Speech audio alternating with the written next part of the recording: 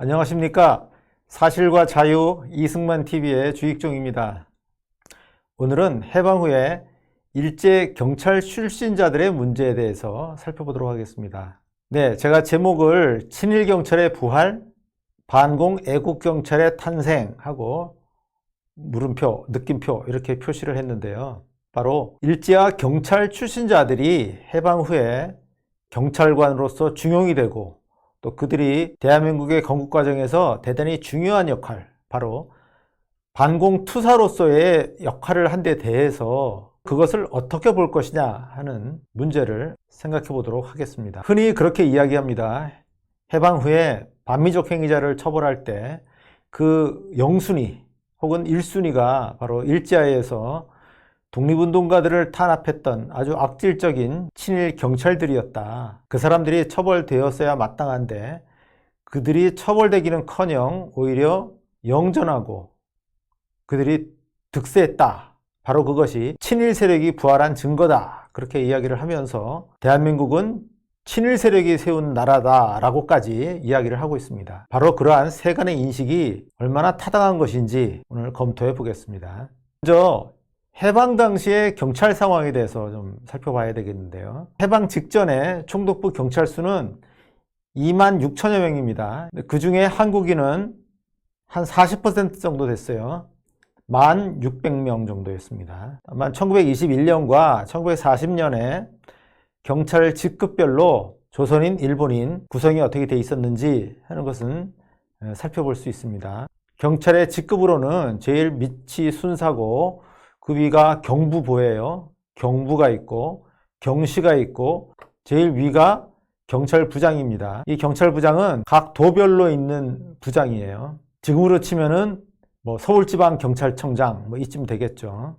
그런데 순사는 일본인 순사보다 조선인 순사가 약간 적어요. 경부보는 확 차이가 나죠.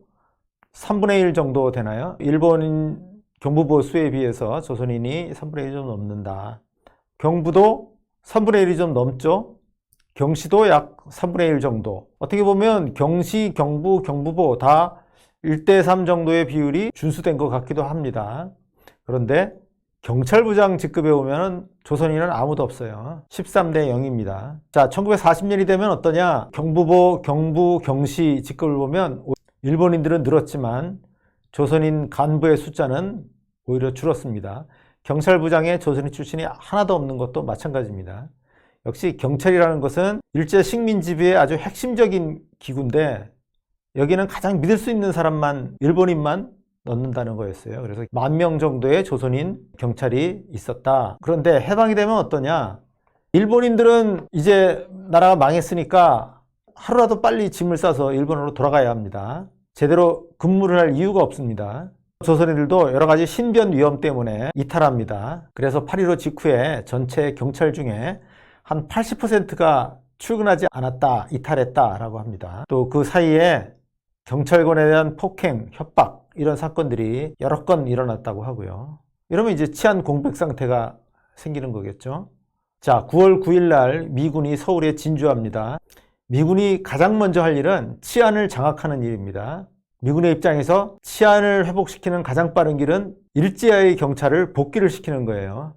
자, 미군정이 45년 10월에 총독부의 기구를 그대로 승계해서 경무국이라는 중앙기구와 각도의 경찰부를 재건했습니다. 그리고 45년 12월에는 경찰에 독자적인 수사권을 줍니다. 검사의 직무는 공소 제기에 한정하고 경찰이 독자적으로 수사해서 검찰로 이첩하도록 그렇게 경찰의 권한을 강화했습니다. 46년도 1월 달에 가면 여러 가지 자치 치안단체들, 치안 조직들이 있었는데 그 단체들에게 해산을 명령합니다.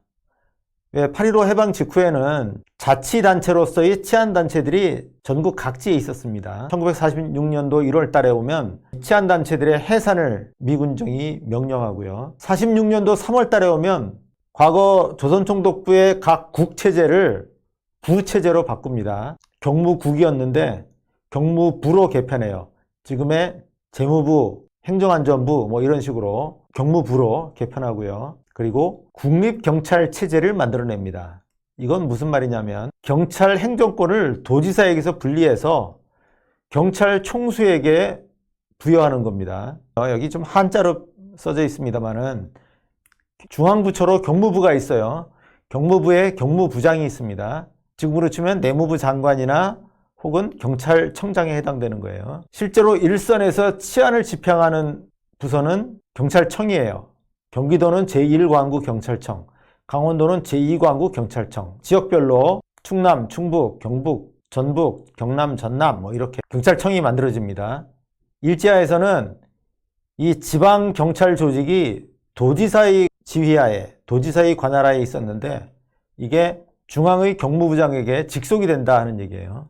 이걸 국립경찰체제라고 합니다. 단일한 중앙계통의 지휘를 받는 전국적인 경찰 조직이 만들어졌다고 보죠.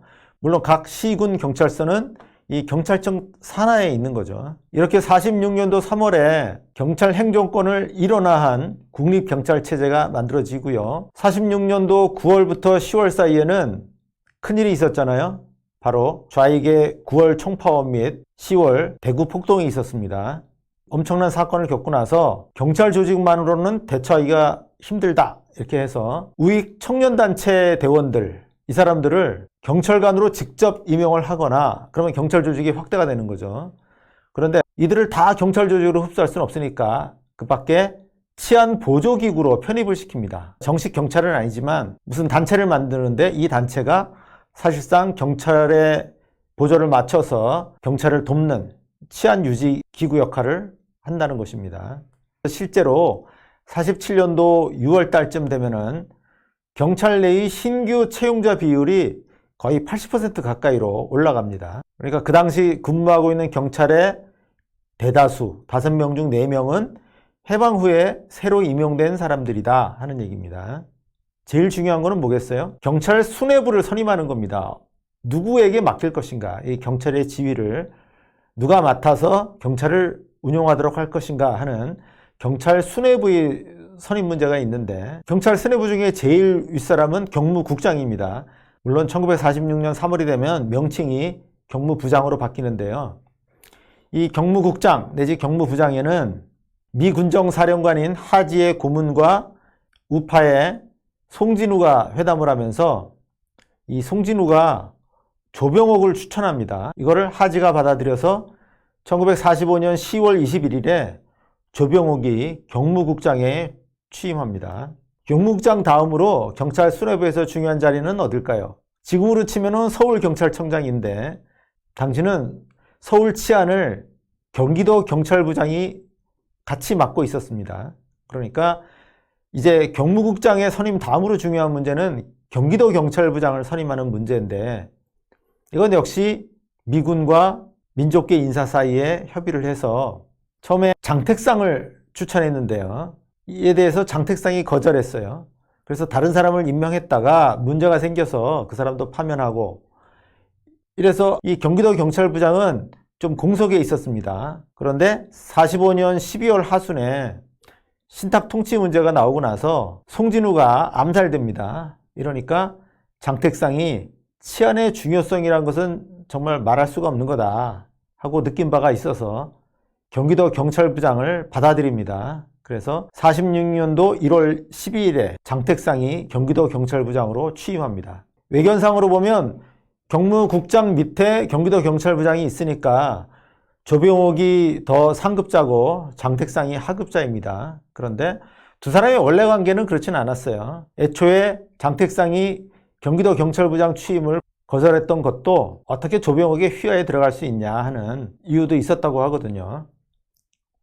그러나 어쨌든 1946년 1월 초가 되면 경찰의 핵심 수뇌부는 선임이 된 겁니다. 조병옥과 장택상이 일지하에서 어떤 경력을 갖고 있는지 하는 것을 잠깐 보도록 하겠습니다. 여기 두 사람 다 경찰복을 입고 있는 사진을 실었습니다. 요 왼쪽 사진을 보면 약간 표정이 좀 이상하죠. 약간 곁눈질을 하고 있고 뭔가 다른 꿍꿍이 속에 있는 듯한 표정을 짓고 있습니다. 오른쪽에 있는 이 사진은 장택상 씨고요. 자, 조병옥은 1894년생이에요. 충남 천안 출생이고요. 그런데 평양에 가서 공부했습니다. 숭실학교를 졸업했고요. 숭실학교는 크게 보면 안창호 선생의 영향권 하에 놓여 있는 학교였고요. 여기 밑에 보면 수양동호회라는 것이 있습니다만은 수양동호회라는 것이 도산 안창호의 국내 조직입니다. 이 수양동호회의 일원으로 평안도인들과 같이 활동했다고 보면 되겠습니다.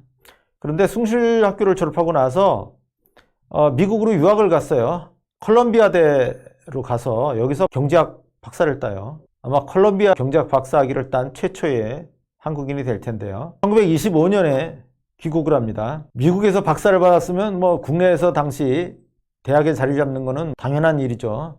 연희 전문의 교수가 됐습니다.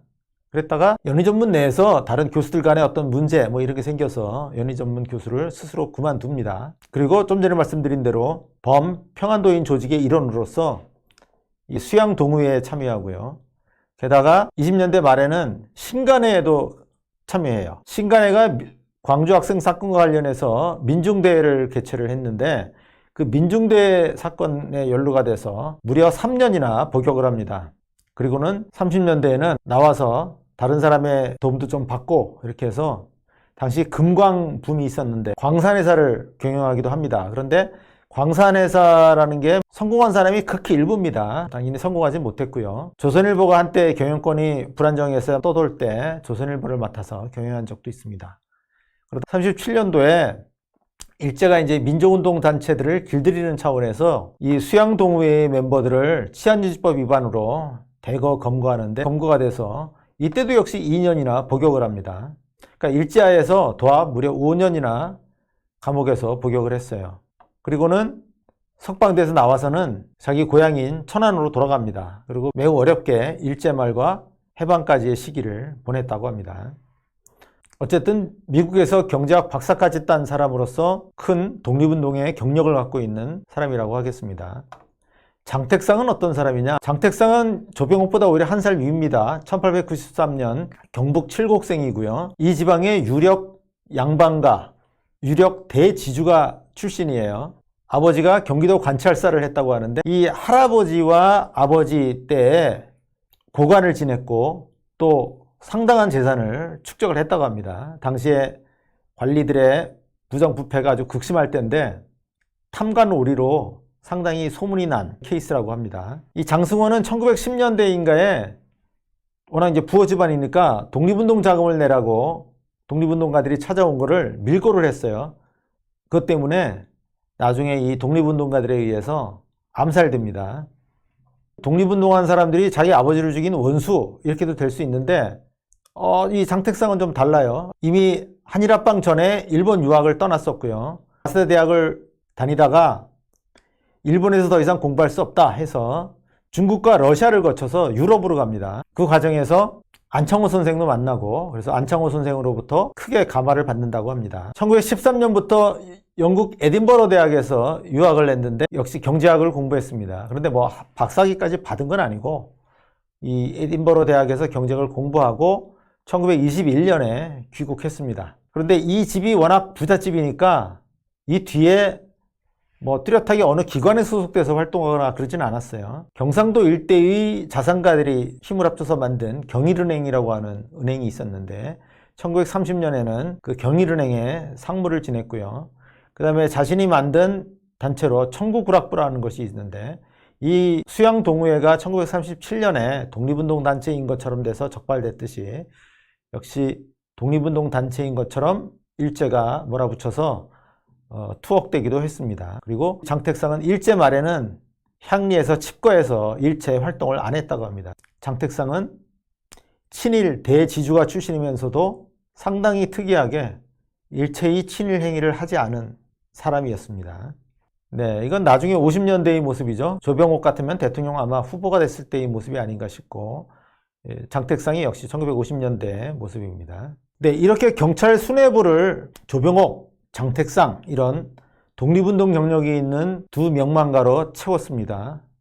아울러서 전문 경찰 인력을 채용합니다. 이때 다시 채용된 경찰관들 중에 일제하에서 친일 경찰로, 반민족적 경찰로 악명이 높았던 사람들이 포함되어 있습니다. 최연, 노덕술, 이익흥, 최훈아 뭐 이런 사람들이 되겠는데요. 이들 몇 사람만 좀 보겠습니다. 이 최연이라는 사람은 함경남도 신흥군 출신인데 함흥고보를 중퇴를 했어요. 그리고는 1916년에 18살 때입니다. 함흥경찰서의 고원이 됐어요. 이거는 정식 직원이 아니고 지금으로 치면 비정규직 같은 거죠. 이제 고원 생활을 한 2년 하고 나니까 순사로 임명이 됐습니다. 이때부터 진짜 경찰 생활을 시작을 한 거죠. 그리고는 1922년에 승진을 합니다. 신포경찰서의 경부보가 돼서 보안위생계의 주임, 30년에는 경부로 승진해서 영흥경찰서의 사법주임, 1935년에는 해산경찰서의 사법주임이 됐습니다. 주로 신포, 영흥, 해산 이렇게 해서 자기 고향하고 가까운 한반도의 북부 지역에서 주로 근무를 했습니다. 그런데 1937년도에 동북항일연군에 월경 침투 사건이 일어났습니다. 바로 김일성 부대가 일으킨 보천보 사건인 거죠. 이 보천보 사건이 일어나고 나니까 일제가 동북항일연군 게릴라들에 대한 대대적인 소통 작전을 펼치는데 바로 그 토벌에 참여합니다. 그 공적을 인정받게 되고요. 1942년도에 경시로 승진해서 이제 도경찰부의 과장직에 이르렀다. 그리고 이 상태에서 해방을 맞았다고 하는 겁니다. 마찬가지로 노덕술인데요. 노덕술은 1899년생인데 초등학교를 중퇴를 했어요. 그리고 1920년도에 경상남도에서 순사로 임명이 됐는데 22년에 경남 울산서 사법계의 순사부장이 됩니다. 순사부장 그러면 엄청나게 높은 건 아니고 바로 순사들 중에서의 상위 직위입니다. 그 위가 이제 경부보가 있는 거고요. 그래서 1924년에 도경부고시에 합격해서 경부보가 되고 이때 여러 반일 활동가들에 대한 체포, 고문 이런 거를 했다고 하고요. 32년도에 경부로 승진하고 43년도에는 경시로 승진해서 평안남도 경찰부의 보안과장을 합니다. 이구범이라는 사람이 있어요. 이구범은 1902년생인데 1922년에 서울의 중동학교를 졸업했어요.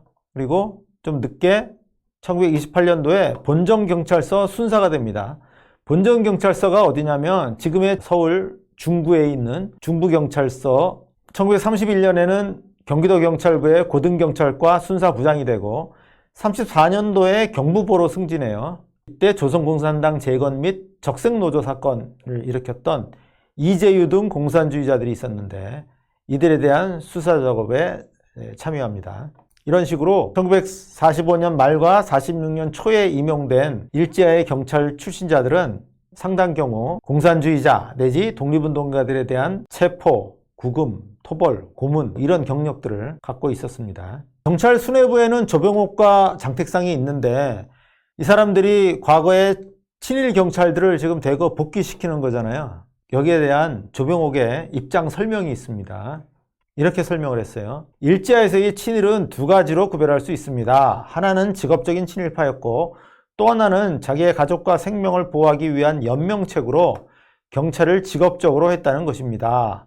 여기서 직업적인 친일파라는 것은 정말 친일을 좋아서 했다 이런 뜻입니다. 단순한 호구책이다 이런 것이 아니라 친일을 자기의 신념과 소신과 사명으로 생각하고 한 사람들이다 이런 뜻이에요. 그러므로 많은 동포들은 프로잡이 아니라 프로잡이라고 할 수 있는 것입니다. 이 JAP는 뭐겠어요? 재팬이죠. 일본이 좋아서 하는 사람들은 이 첫 번째 말한 직업적인 친일파라는 거고 먹고 살기 위해서 경찰을 한 거 이거는 프로잡 직업이잖아요. 프로잡이다 이런 얘기예요. 그래서 전자는 정당화 안 되지만 후자는 정당화될 수 있다 이런 얘기를 하고 있는 겁니다. 그 많은 동포들 중에는 가족을 살리고 자기의 생명을 보호하기 위하여 경찰관을 지낸 사람도 있으며 조선총독부 관리 또는 고등관을 지낸 사람도 있습니다. 그러나 친일파 이거는 정말 신념과 소신과 사명감으로 한 사람들이죠. 이런 친일파는 정말로 극소수에 불과합니다. 이렇게 일제의 경찰 출신자들을 엄호를 했습니다. 또 이 연설 때 여운형과 안재홍이 일제 말에 협력했다 하는 얘기도 하고 그러니까 많은 사람들이 협력했는데 경찰로 일한 게 크게 대수겠느냐 이런 얘기가 되겠죠. 그리고 김규식의 자제가 일본 해군의 스파이였다는 혐의도 역시 거론을 했습니다. 바로 이렇게 여운형, 안재홍, 김규식 이런 저명한 민족운동가들의 이름을 들면서 이런 애국자여 영도자로 자처하고 계시는 선생님이 이런 모순된 생활 태도를 가지고 있었건을 하물며 나와 다른 많은 한국 범부들이 평범한 사람들이 어찌 태평양 전쟁이 미리 일어날 줄로 알고 일제 협력을 용감히 거부할 수가 있었을 것이며, 이런 식으로 역시 합리화를 해줍니다. 그래서 경무부의 이제 인사 방침은 고의로 자기의 영달을 위하여 민족운동을 방해하였거나 민족운동자를 살해한 자 외에는 일반 경찰의 전직 경험이 있는 경찰관 출신자를 프로잡으로 인정하고 국립경찰관으로 등용하였던 것입니다. 그러니까 일반 경찰의 경험이 있는 사람들을 tin경이다 이렇게 분류를 해서 국립경찰관으로 등용했다라고 설명했습니다. 자, 이렇게 경찰 수뇌부와 주요 경찰 간부들이 충원이 된 다음에 이들이 한 일은 공산당, 남로당에 맞서서 대공투쟁을 벌이는 것이고, 그럼으로써 치안을 회복하는 것이었습니다. 46년도 1월 달에는 좌익단체예요. 학병동맹이라고 하는 단체가 자체 무장을 하고 있었는데, 이 학병동맹 사무실을 포위해서 이들을 체포합니다. 그래서 그들의 무장을 해제했고요. 46년도 4월 달에는 송진우의 암살범인 한현우 등 4명을 체포했습니다. 그리고 46년 5월에는 조선공산당이 위조지폐를 만들었다고 하는 조선정판사 사건을 적발합니다. 그리고 그 관련된 수사를 확대하고 또 관련 공판을 진행을 합니다. 조선공산당의 신전술 후에 9월 총파업과 10월에 대구 폭동이 일어나는데, 이 총파업과 폭동을 분쇄하고 역시 진압을 합니다. 그리고 48년도 50선거를 앞두고는 좌익 27 총파업, 또 4.3 사건, 또 50선거 반대 투쟁, 이런 투쟁들에 대처함으로써 대한민국이 건국되는데 결정적인 역할을 하는 것이 바로 경찰이었습니다. 그런데 경찰의 이런 친일 반공 투쟁의 이면에는 아주 어두운 일면도 있었습니다. 바로 반공을 내세운 고문과 그리고 암살 모의인데요. 이렇게 경찰이 공산주의자들을 소탕하는 작업을 펼치니까 경찰 수뇌부를 암살하겠다고 하는 시도도 일어납니다. 그래서 1948년도 1월 달에는 이 장택상이 출근하는 승용차에 수류탄이 투척되는 사건도 일어났습니다. 경찰이 이 관련자들을 수사하다가 그 주범으로 임화라는 인물을 체포했어요. 이 임화는 소설가 임화가 아니에요. 임화라는 가명을 쓴 청년 공산주의자인데요. 이 임화를 체포해서 중부경찰서에서 수사를 하는데, 이때 수도청의 노덕술 수사과장이 이 본 중부경찰서로 옵니다. 그리고 이들이 이 임화라는 인물을 다짜고짜 곤봉으로 마구 폭행을 해요. 그리고 물고문도 하고, 이렇게 고문 폭행을 하다 보니까 이 임화가 죽어버렸어요. 수사하다가 사람을 때려 죽이면 큰일이잖아요. 그러니까 사건을 조작합니다. 임화가 도망간 것처럼. 그래서 갑자기 저놈 잡아라 저놈 잡아라 하면서 막 경찰서 안을 뛰어다니는 거예요. 그러면 다른 사람들이 보겠죠.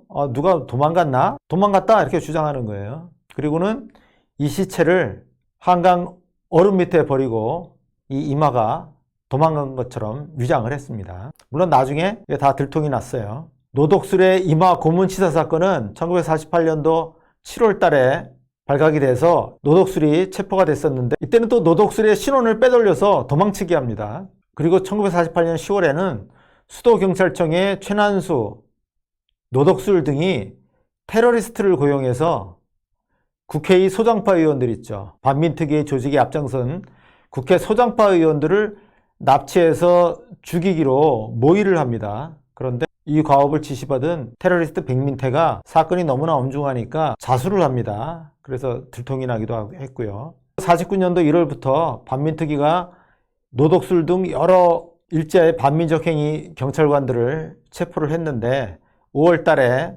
오히려 경찰이 이문원 등 소장파 국회의원들을 구속을 하고, 또 중부경찰서의 경찰관들이 반민특위 사무실을 습격을 해서 반민특위의 특경대를 해산시키고 서류 등을 탈취하기도 했습니다. 네, 이상 얘기를 좀 정리를 해보면요.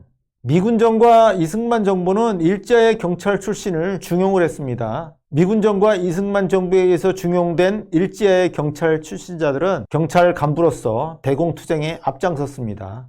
그 과정에서는 고문으로 관제 빨갱이를 만들어내기도 하고 또 고문치사를 일으키기도 했습니다. 그러나 이들을 친일경찰이다 이렇게 부를 수는 없어요. 미군정기와 건국 후에 무슨 친일을 한다는 얘기입니까?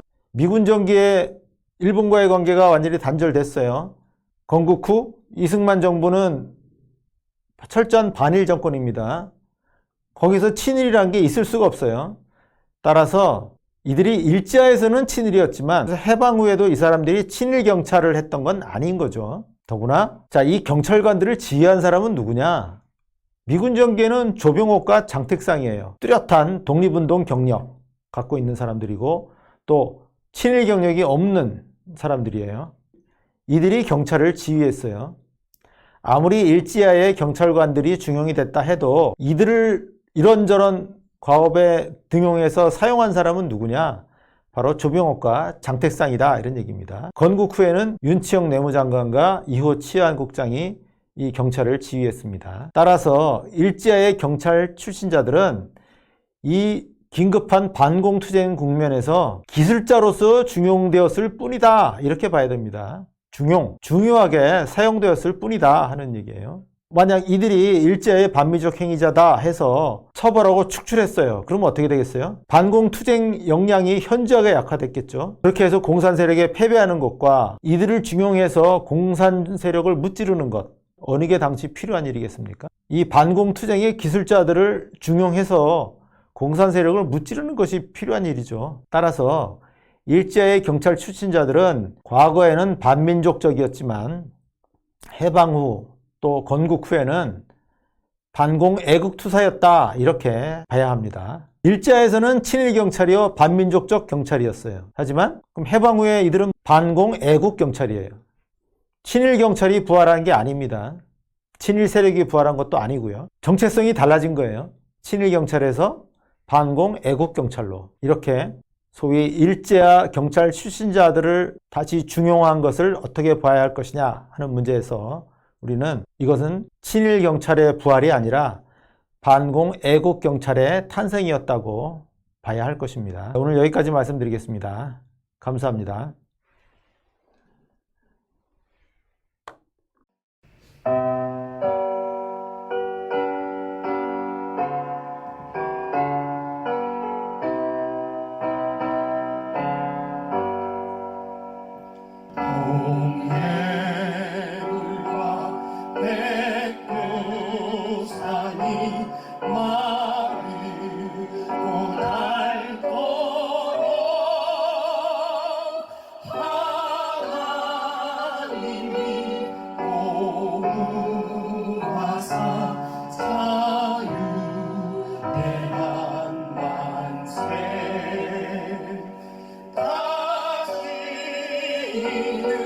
종예 멍에